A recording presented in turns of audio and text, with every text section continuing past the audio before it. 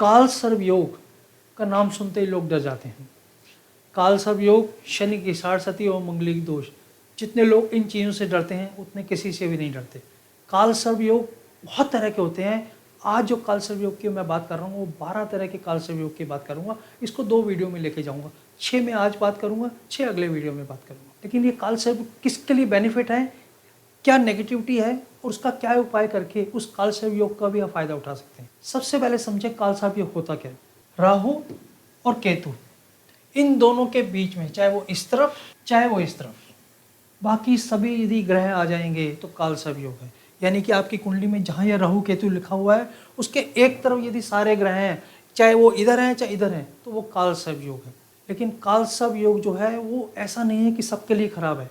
किसी के लिए काल सर्व अच्छा भी होता है, किसी के लिए खराब भी होता है।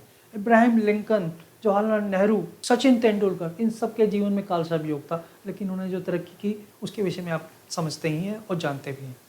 अब हम समझते हैं 12 तरह का काल सर्व योग। 12 तरह का काल सर्व योग 6 के विषय में आज समझेंगे। पहला काल सर्व योग जो होता है, यानी कि लगन में और 7th हाउस में, यानी कि 1st हाउस और 7th हाउस, इसमें यदि राहु और केतु हैं तो ये अनंत काल सर्व योग है। ऐसा व्यक्ति सट्टा में पैसा लगा के जीतता है। ऐसे व्यक्ति के जीवन में 36 साल के बाद तरक्की होती है। ऐसा व्यक्ति पढ़ा लिखा नहीं होता, पढ़ाई ज़्यादा नहीं की होती उसने, उसको मेहनत बहुत करनी पड़ती है। यदि आपके जीवन में ये काल सर्व योग है तो आपको शनिवार को शनि मंदिर में तेल चढ़ाना चाहिए और आपको काले तिल वहाँ चढ़ाने चाहिए, तो आपको इस काल सर्व योग से राहत मिलेगी। दूसरा काल सर्व योग है वो है राहु दूसरे घर में और 8वें घर में केतु, तो यह कुलित काल सर्व योग है। ऐसे व्यक्ति के लिए जीवन में बहुत ज़्यादा दिक्कत तो नहीं होती, लेकिन ऐसा भी नहीं होता उसका जीवन बहुत स्मूथ हो। ऐसा व्यक्ति 41 साल तक संघर्ष करता है, उसके बाद उसकी तरक्की होती है। लेकिन ये कष्टदायक तो होता ही है, इसलिए यदि आपके जीवन में ये प्रॉब्लम है तो अपने वजन के बराबर कोयला आपको बहते हुए पानी में बहाना चाहिए। लेकिन आज की डेट में पानी में बहाना मुश्किल होता जा रहा है, इसलिए वजन के बराबर का 10% भी यदि आप पानी में बहाएंगे तो भी इस योग से आपको राहत मिलेगी। एक चीज़ मैं बताना आपको भूल गया कि ये कोई दोष नहीं है, ये योग है। दोष होता है कि कोई प्रॉब्लम ही खड़ी करेगा, ये एक योग है आपके जीवन में। काल सर्व योग दोष नहीं, योग है, इसका ध्यान रखें। तीसरा तरह का जो योग है वो है वासुकी काल सर्व योग, यानी कि तीसरे घर में राहु और 9वें घर में राहु।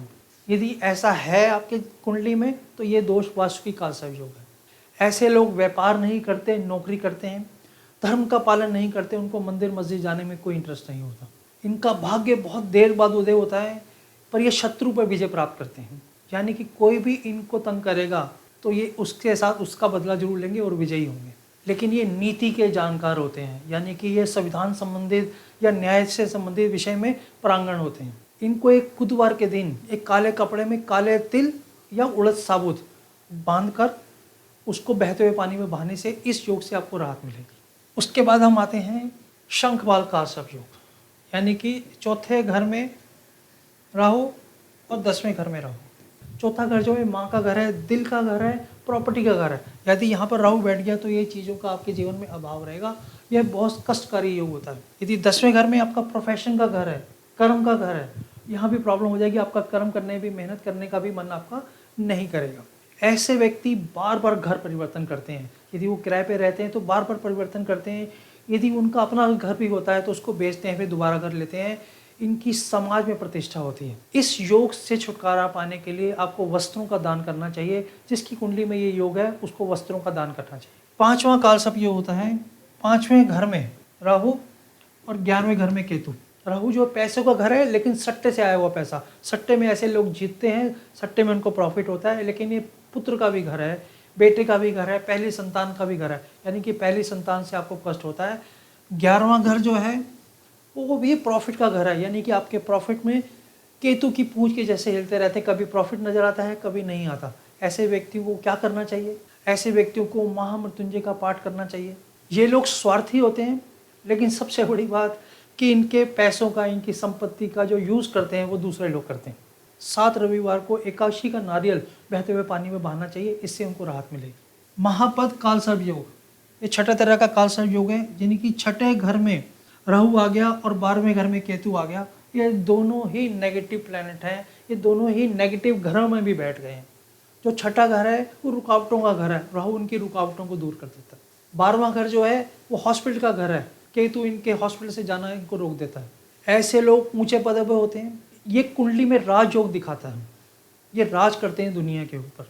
समाज में प्रतिष्ठा प्राप्त होती है। यदि शनिवार के दिन तांबे के लोटे में पानी डालकर यदि ये पीपल की जड़ों में पानी देते हैं तो इनको राहत मिलेगी, इनको और फायदा मिलेगा। राजयोग तो इनकी कुंडली में है ही है, पैसा भी होगा इनके पास, प्रतिष्ठा भी होगी। आने वाले वीडियो में मैं आपको बाकी 6 कालसर्प योग के विषय में बताऊंगा। आप मेरे से जुड़े रहें। धन्यवाद।